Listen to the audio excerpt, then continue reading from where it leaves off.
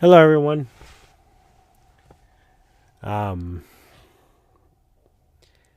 I am here recording this a week after Afterbirth was released. And the reason why I wanted to do this was because. Oh, shit, sorry, I just hit the mic. Um, I'm not sure. I think when you record an album, you know, uh, you hear it, and yeah, you might say, okay, it's good. But then you say, man, I could have done this better. I could have done that better or whatnot. And I don't know. Maybe it's just my review, my input, and giving you some input on some of these tracks. Um, this is not a podcast. The reason why this is not a video is because I am in hiding and no one can find me. But I hope this comes out really clear. I cannot hear myself because for whatever reason, I don't know. I tried troubleshooting, but I also didn't want to struggle too much with this. So here we are. So I'm gonna pull up my YouTube because that is the only place where I have this music. And I will look me up, which I am doing right now. Give me a minute. Okay, here we go. I have 16 songs on there. Jeez, pretty impressive. In the span of 1 year, which is not bad. Okay, so here we go. Afterbirth, recorded in 2026. The cover is a picture of me. It is a picture of me as a child. This picture was maybe taken,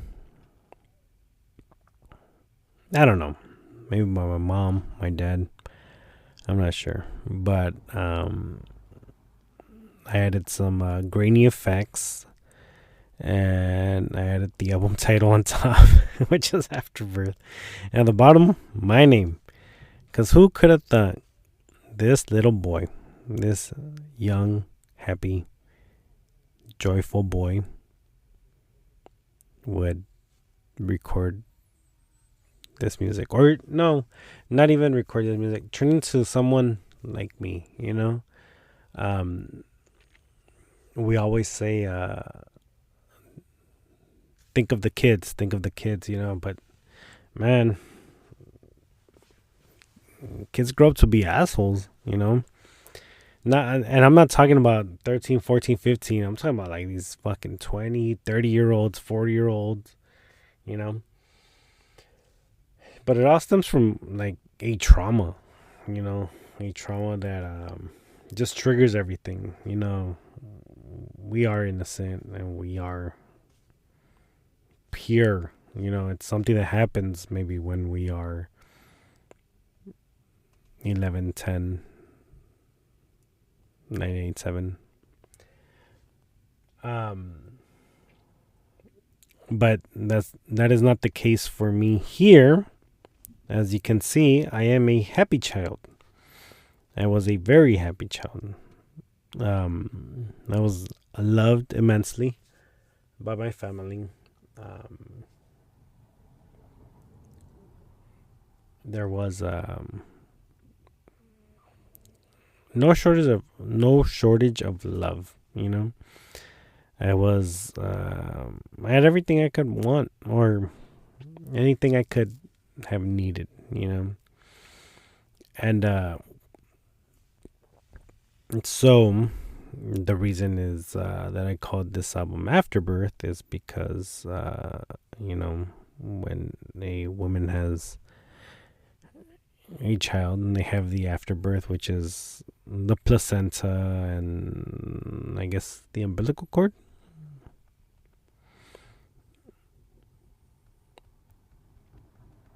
Sorry, I am looking up what it is.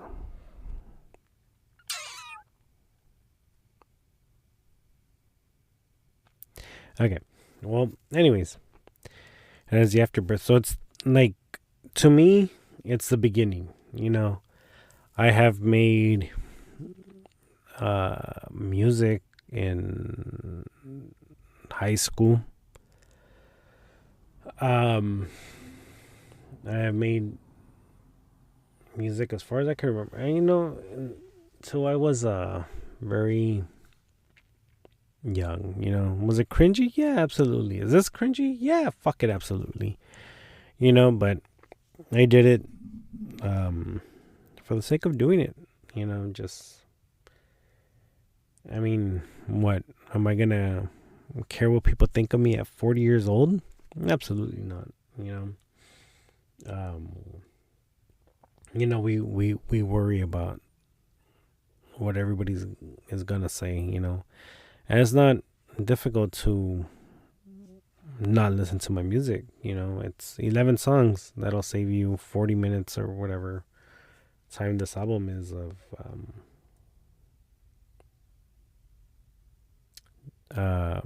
ear bleeds. Well, also,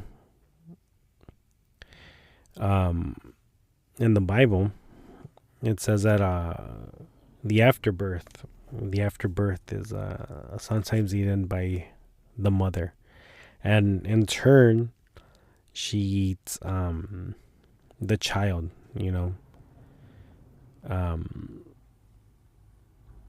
I guess, like, now in modern society, modern medicine, we call that postpartum. Postpartum. Yes, it is postpartum. Well, anyways, to me, it's the beginning. So, that's where that comes from. Well, anyways, we move on to and it's not an intro. Track 1 is not an intro. It's a centro, right? Because we like to keep it edgy. Track 2, Mommy. I always hear stories of I grew up in South Los Angeles, and I have moved out of the neighborhood, but that part of you always stays. It's a part of you. I hear a lot, like, oh, it's ghetto, blah, blah, blah. You know what? Maybe I am ghetto. I don't know. Yeah, I am a little bit ghetto, but because with the territory, I don't let that influence who I am. I think it dictates a lot of what I am, but never done drugs. Anyways, we're going ahead. Oh no, we're getting off topic. So we think of Mommy, right? And I've heard countless songs of I grew up in the hood, and my mom didn't love me, and she was a crackhead, and just the typical. If you're listening to this, I mean, not saying that what it's like to be a crack baby. I'm saying of the music that I've heard. So I wanted to make a song like that, where it's like, this is the worst version of me because of where I came from, but I don't want to make it seem like, like I was a crackhead, or she's a hoe, or she gets pimped out.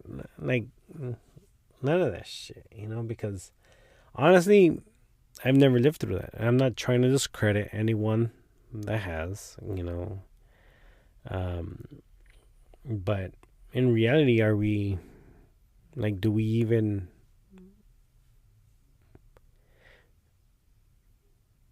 none of us choose to be born, you know? Nobody chooses to be born. We're here, and we are here because of the decisions that our parents made, you know? And, something that is out of our control, and it's like, shit, why wasn't I'm born with a silver spoon or in a better household, or I don't know, you know? But I wanted to make this the most craziest song about being raised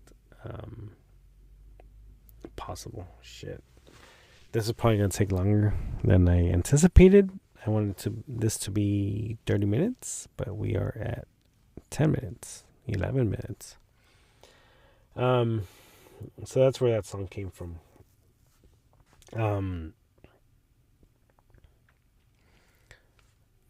I was raised in a Catholic household, so in turn, I had to go to church and do all that stuff,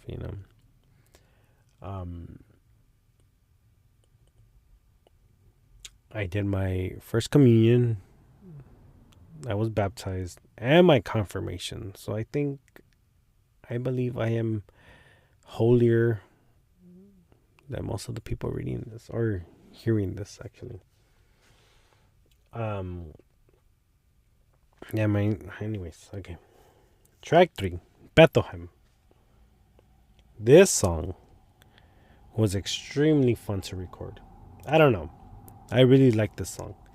This song has to be my favorite that I have done on this album. It is, there are so many layers musically, vocally. You have the backup track, and then you have where it's the scream in the chorus, and you have the shaken straight jacket. Those are not the same. I mean, it's not meant to be taken as one line.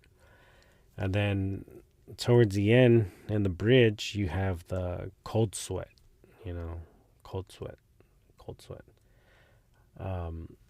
For those that don't know, Bethlehem is a mental asylum in let me look it up.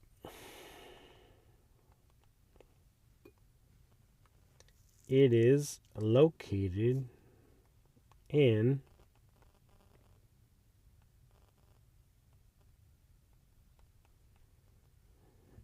Jesus Christ. It is called Bethlehem Royal Hospital, and it is located in London. I did research of this. No, I did not do research. I came across this place in 20. No, in the 2010s. Yes, I'm dated. I found this place, and or I came across it, and I read the history of it, and it just made me like so intrigued about it. The medicine that was practiced back then. And we've come a long way from that, but yeah, we have not. Because what are we talking about? 50 years ago, we did lobotomies. Now lobotomies are shunned in the medical field. I'm not sure what we do now that in 50 years from now we'll be like, oh my God, that's so terrible. That's a whole nother discussion for another day. The medical field, because I am qualified to speak on that. But so what they did is all these experiences with not experiences experiments, because I mean, mental health was something that was seen as an illness, and so I wanted to come up with something that is very disturbing, something that you listen to and it sounds mentally disturbed, you know. And with that comes chemical imbalances, and that is where the clip at the end comes with "I'm chemically imbalanced as this bitch," you know. Anthrax, track 4. Anthrax comes from a funny place. In the year 2026, we had California fires. We've always had California fires. But this particular time, it was very, I'm not sure if it was the biggest in my lifetime, but it was fairly huge. It was a big deal, you know, and then multiple started. Anyways, when this happened, you know, a lot of soot and soot, soot, a lot of soot and ashes were coming down from the sky. We had a beach advisory warning. Don't go in the water, you know, because all this shit was going into the water, into the oceans. So I thought, okay, I mean, asbestos isn't really something that is, well, it shouldn't be in our household or anywhere around us, but I'm pretty sure it was, you know. So I thought, what are some of the things that people are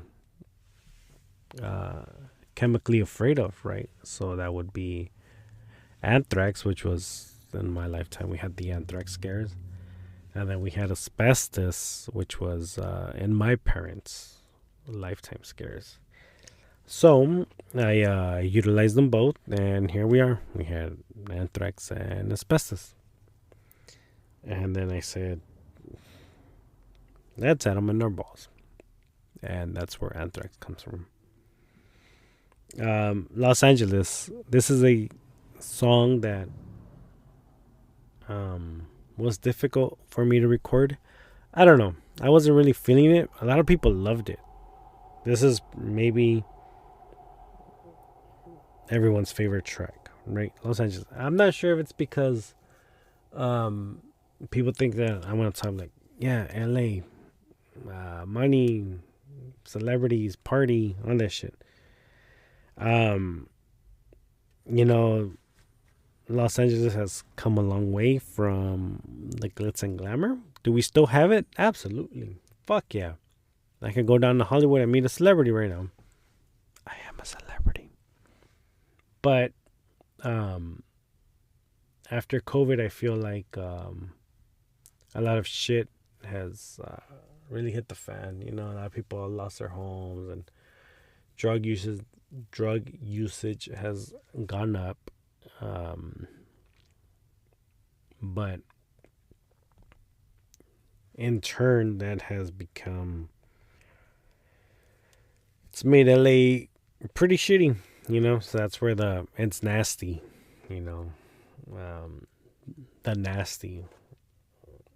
Wait, what is it? The nasty. Well, anyways, that's where that comes from, and the ending bridge of that song says, "The city of Los Angeles. This is what it stands for: savage, assassin, gangsta, insane homies at war." You know, because the homies join gangs, and you know, there's a lot of gang violence and nonsense. So that's pretty much where that comes from, you know. Other than that, there's really not much to say. I do mention a lot of you know, King Street. I mentioned the Venice Boardwalk, Santa Monica,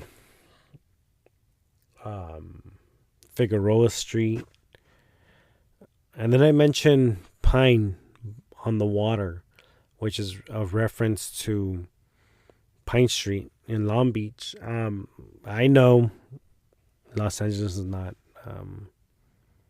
does not cross over into there, but I've been there a lot. I spent a lot of time there, so I just wanted to make it a reference to a lot of places where I'm at, where I spend my time with or spend my time at. There we go. Olvera Street. I mentioned Olvera Street, which is a beautiful place. It's changed a lot. You could go, and back then it was more traditional, cultural. Now it's become like just this tourist trap, if you will. Maybe. Only one.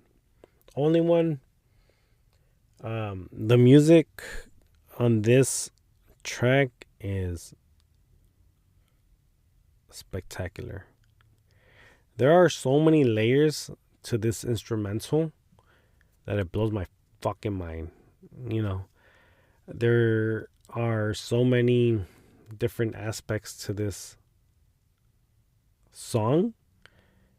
The build up, you have the fucking drums. You have like 3 sets of drums in there. The guitar. This song is really cool. Maybe it might be cooler without my voice on it, which I believe. Number 7, Too Much. Oh, going back to number 6, the reverse part in the beginning and the end says, we are not the only ones. We are not the only ones. Too Much.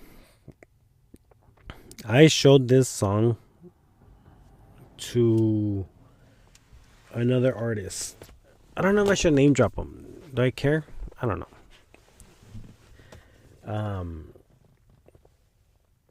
I showed this song to another artist when I was in the demo stage, and this guy came up to me and he said, "Damn, dude, that shit made me want to cut my veins," and I think that's the point of like a lot of my music. It's like, it's not meant to be like bitches, money, hoes, blunts, 40s, none of that shit. It's meant to be like, fuck, like, I understand that people drink and people party and dance, but what about the time when you are drinking and you are alone and you are depressed? What goes through your head?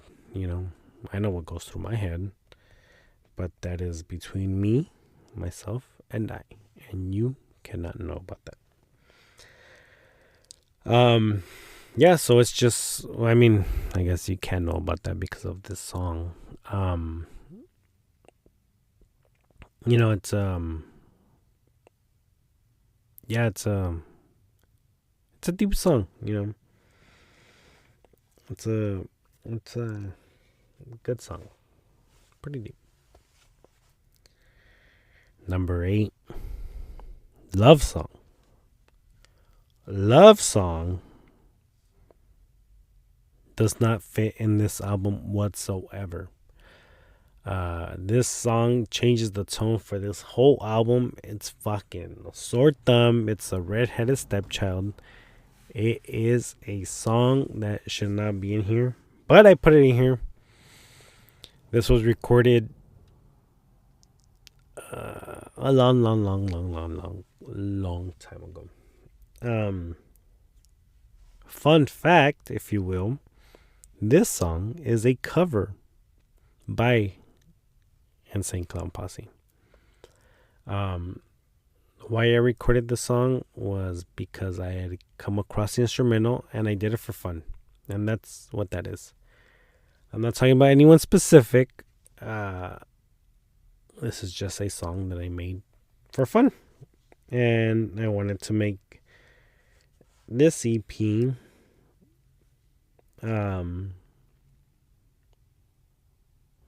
longer than it should have been, or LP. Well, regardless, it's there, and I'm not happy with it, but it is there. 9 Dead Man.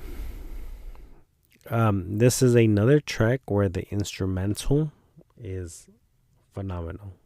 The pianos in this song go fucking hard. The pianos in this song slap. No. The pianos in this song eat. They ate. They ate it all and left no crumbs. This is a very good one. The instrumental is a very good one. I know that this song needs to be re-recorded. There are certain things that sound like they are not enunciated properly. For example, where I say the terror elevates the pain to another level, it sounds like I am saying the chair, but it is terror. The terror elevates the pain to another level. This is a song with just a bunch of nonsense, just some spooky stuff. There's a part in this track where the chorus or a bridge was supposed to go in, but I felt like this instrumental was too good to overlap it with my vocals, so I just let it play. I don't know. It's just it's really good, there's that bridge towards like the 4-minute mark, and that's why it's so long, because that instrumental is really, really good. It's maybe one of my favorites of this album. I apologize. Wonderful World, self-explanatory.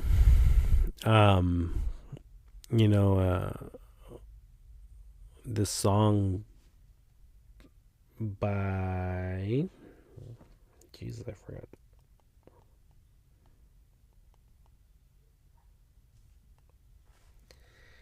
This is a song by Louis Armstrong. Why did I forget that? I've known that forever. But the background has audio clips of news stories of some of the most fucked up things I could find, and no, it's not necessarily fine. Like, I did not go out looking for these things. These were news clips that I've lived through. These are things from my lifetime. I edit things from the Oklahoma bombing. I remember my mother being very devastated from that. And in turn, that trickles down, right? The sorrow.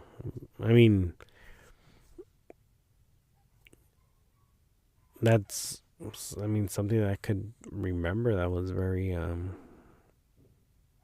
fucked up. Oh shit, what's going on? Nothing.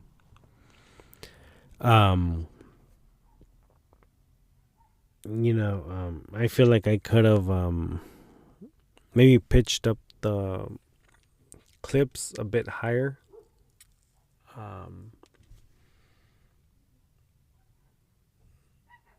So I could overlap the song a little bit more, and you could really hear what comes through. But, because of that, it talks about like, I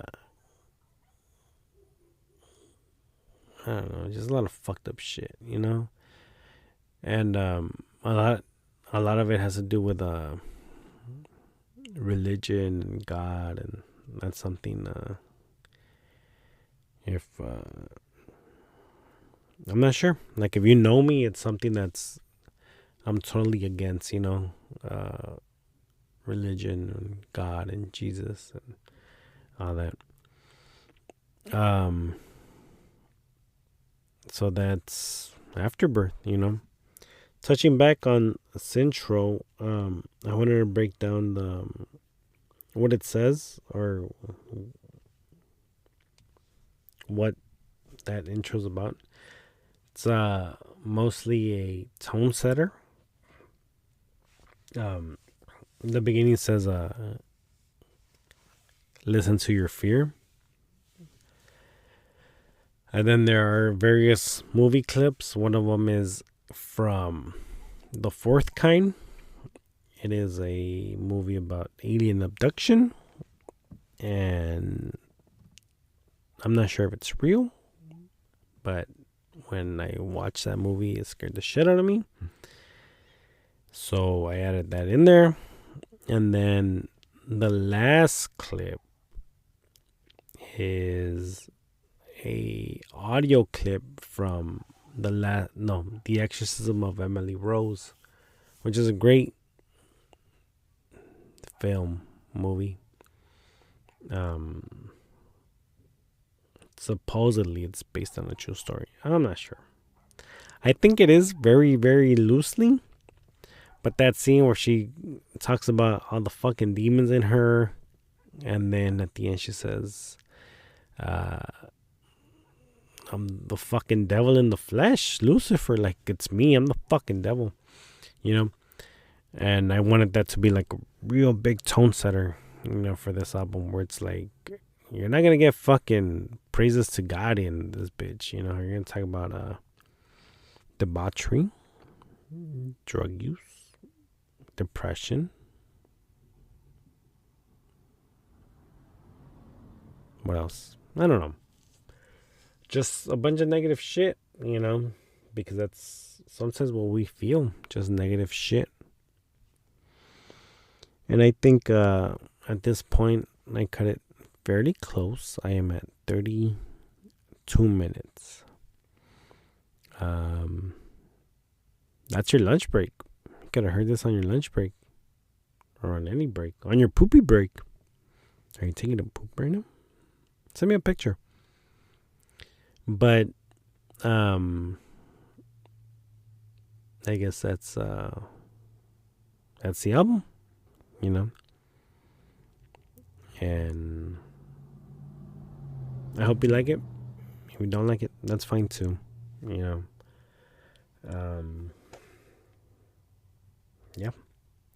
Well, thanks for listening. It's been 1 week that I finished a project. Jesus Christ. Okay. Bye, everyone. Maybe I should do these more often. I don't know. I'm debating it. Time is not on my side. And you know what? It's not on your side too. It is not on your side either. That's more appropriate. Time ticks and it goes away. And that's the only thing that we cannot control. So enjoy your time. That's why I believe I made this album at 40 years old. Because I should probably censor that shit out, right? Because it makes me happy. And I'm happy to listen to it. And the two people that enjoy it made me even happier. And I hope it makes them happy. Because all that shit people talk about you, it's not going to matter one day. It doesn't matter now, as a matter of fact. And I'm going off on a tangent, So what I'm trying to say is, you do you, baby boo. And adios.